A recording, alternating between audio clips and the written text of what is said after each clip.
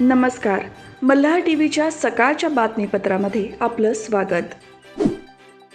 Navi Mumbai metro मार्ग 1 बेलापूर ते पेंधर दरम्यान धावणाऱ्या मेट्रोच्या सेवा वेळेमध्ये 8 एप्रिल 2024 पासून वाढ करण्याचा निर्णय सिडको महामंडळातर्फे घेण्यात आला आहे. त्यानुसार बेलापूर मेट्रो स्थानकापासून सुटणाऱ्या मेट्रोच्या सेवा वेळेत 1 तासाची तर पेंधर येथून सुटणाऱ्या मेट्रोच्या सेवा वेळेत अर्ध्या तासाची वाढ करण्यात येणार आहे. आठवड्यातील सर्व दिवशी वाढीव सेवा वेळेनुसार मेट्रो धावणार आहे. बेलापूर ते पेंधर या मार्गावरून धावणाऱ्या मेट्रोच्या सेवा वेळेमध्ये वाढ करण्यात आल्यानंतर बेलापूर मेट्रो स्थानक येथून सकाळी 6 वाजता पहिली मेट्रो पेंधरच्या दिशेने आणि पेंधर येथून बेलापूरच्या दिशेने रवाना होईल. बेलापूर मेट्रो स्थानक येथून शेवटची मेट्रो रात्री 11 वाजता पेंधरच्या दिशेने रवाना होईल, तर पेंधर मेट्रो स्थानक येथून शेवटची मेट्रो रात्री 10:30 वाजता बेलापूरच्या दिशेने रवाना होणार आहे.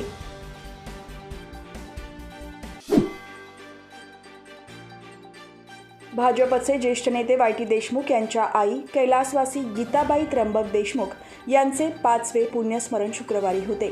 त्यानिमित्त माजी खासदार लोकनेते रामशेठ ठाकूर यांनी गव्हाण येथे वाय.टी. देशमुख यांच्या निवासस्थानी जाऊन कैलासवासी गीताबाई त्र्यंबक देशमुख यांच्या प्रतिमेस पुष्पहार अर्पण करून अभिवादन केले.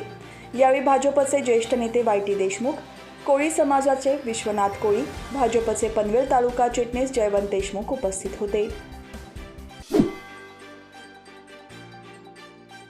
भारत निवडणूक आयोगाच्या सूचनेनुसार लोकसभा सार्वत्रिक निवडणुकीसाठी रायगड आणि मावळ लोकसभा मतदारसंघातील 7 विधानसभा मतदार संघनिहाय मतदान केंद्रानुसार EVM ही व्हीपॅट यंत्राची प्रथम सरमिसळ जिल्हाधिकारी कार्यालयात करण्यात आली.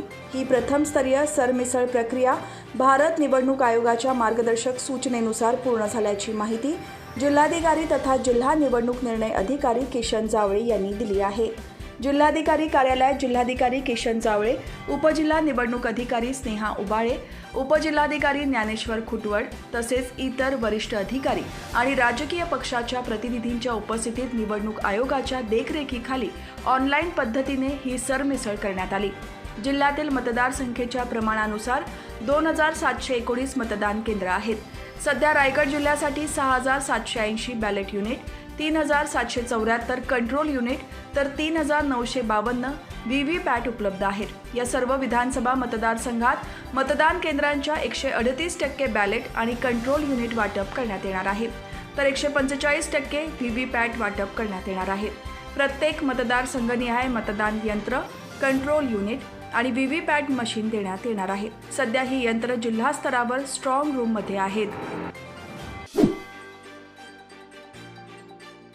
लोकसभा निवडणुकीच्या पार्श्वभूमीवर सर्व हॉटेल व्यावसायिक आणि मद्य विक्री करणाऱ्या व्यावसायिकांवर आता निवडणूक आयोगाद्वारे पुरवठा साखळी व्यवस्थापन ॲप सुरू करण्यात आले असून यामध्ये आता दररोजची मद्य खरेदी विक्रीची माहिती संबंधित व्यावसायिकांना द्यावी लागणार असल्याने आता यापुढे मतदारांना प्रलोभन दाखवण्यासाठी मद्याचा महापूर आणि वाटप कुठल्याच पक्षाला करता येणार नाही.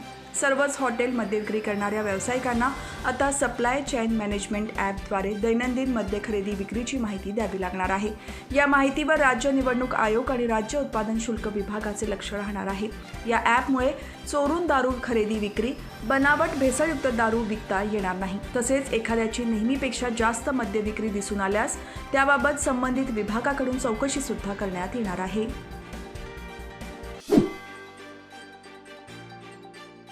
महायुतीचे नगर दक्षिणचे उमेदवार डॉक्टर सुजय विखे पाटील यांना मोठ्या मताने विजयी करण्यासाठी आमदार प्रशांत ठाकूर यांच्या प्रमुख उपस्थितीत उद्या सायंकाळी 5 वाजता कामोठेमधील नालंदा बुद्धविहार मैदानावर पनवेल, नवी मुंबई आणि मुंबईस्थित पारनेरकर वासियांचा परिवार संवाद भव्य मेळावा आयोजित करण्यात आला असल्याची माहिती प्रमुख निमंत्रक विजय औटी यांनी दिली आहे. हा परिवार संवाद मेळावा यशस्वी करण्यासाठी महायुतीतील सर्व घटक पक्ष तसेच विजूभाऊ औटी मित्र परिवार, कामोठे रहिवासी सांस्कृतिक युवा मित्र मंडळ, संदीप पाटील वराळ जनसेवा फाउंडेशन सर्व पारनेरकर वासीय काम करत आहेत.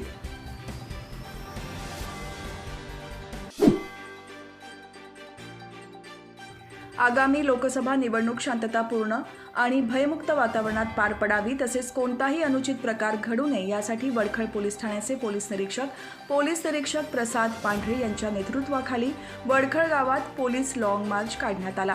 यावेळी उपविभागीय पोलीस अधिकारी शिवाजी फडतरे, सहाय्यक पोलीस निरीक्षक गवई, पोलीस उपनिरीक्षक पाटील, महिला पोलीस उपनिरीक्षक सांगळे यांच्यासह वडखळ पोलीस ठाण्यातील 10 अंमलदार, RCP वडखळचे 30 अंमलदार यांचे वडखळ भागात संयुक्त संचलन आयोजित करून दंगल नियंत्रण प्रात्यक्षिक करून दाखवली।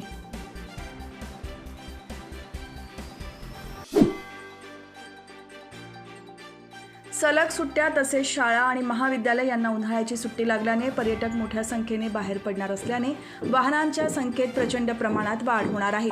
त्यामुळे मोठ्या प्रमाणात वाहतूक कोंडी आणि अपघातासारखी कटू घटना वाढ होत असल्याने महामार्ग पोलीस अगोदरच सज्ज झाले असून त्या दृष्टीने वाहतुकीचा आराखडा देखील बनवण्यात आला आहे। मुंबई पुणे एक्सप्रेस मार्ग, मुंबई पुणे जुना राष्ट्रीय महामार्ग, मुंबई गोवा महामार्गावर वीकेंड आणि सलग सुट्ट्यांमुळे वाहनांच्या संख्येत प्रचंड वाढ होते। मुंबई पुणे द्रुतगती महामार्गावर बोरघाटाच्या हद्दीत घाट सेक्शन तसेच मुंबई पुणे द्रुतगती महामार्ग आणि NH48 असा संयुक्तिक महामार्ग एकत्र येत असल्याने लॉंग वीकेंडला वाहनांचे प्रमाण अधिक होऊन वाहतूक संथ गतीने चालू असते। त्यामुळे महामार्ग पोलिसांनी मागील वर्षीचा आढावा घेत वाहतूक कोंडीचे विघ्न टाळण्यासाठी विविध उपाययोजना तयार केल्या आहेत।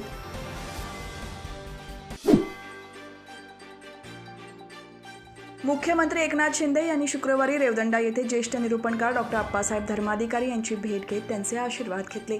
यावेळी धर्माधिकारी कुटुंबियांनी त्यांचे स्वागत केले। यावेळी सचिनदादा धर्माधिकारी, राहुलदादा धर्माधिकारी यांच्यासह सर्व कुटुंबीय उपस्थित होते। यावेळी आमदार भरत गोगावले, आमदार महेंद्र दळवी, आमदार महेंद्र थोरवे उपस्थित होते।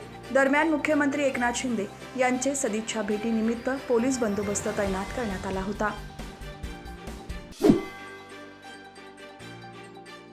रणरणत्या उन्हामध्ये झाडावेळींना आलेली विविध प्रकारच्या फुलांमुळे निसर्गाच्या सौंदर्यसृष्टीत भर घातली जात आहे। चैत्राच्या आगमनाने जणू ही फुले बहरली असून रणरणत्या उन्हात ही फुले रंगांची जणू उधळण करत आहेत। वृक्षवेळींवर आलेली चमकदार रंगांची सुंदर फुले बहरली असून चैत्र महिन्यामध्ये याच वृक्षांना बहार येत असल्यामुळे मनाला एक प्रकारचा आनंद देत असतात। उष्ण आणि दमट वातावरणात चांगली वाढ होत असल्यामुळे शेताच्या बांधावर, रस्त्यांच्या कडेला अशा विविध ठिकाणी ही फुललेली फुले विविध भागात आढळून येत आहेत। सध्या उन्हाळा असल्याने ही झाडे सर्वांचे लक्ष वेधून घेत आहेत।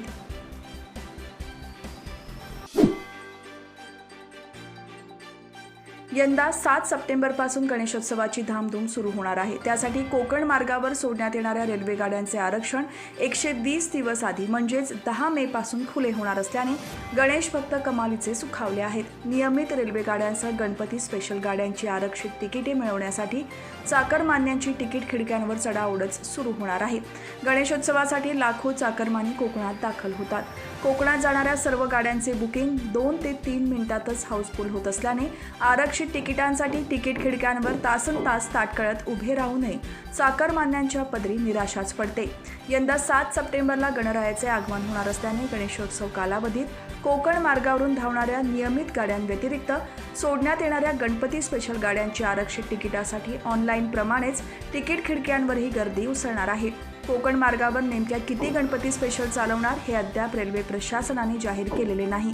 मात्र 10 मे पासून गणेशोत्सवात धावणाऱ्या गाड्यांचे आरक्षण खुले होणार आहे। त्यामुळे चाकरमान्यांना गणपतीसाठी गावी येण्याचे नियोजन करणे सुकर होणार आहे।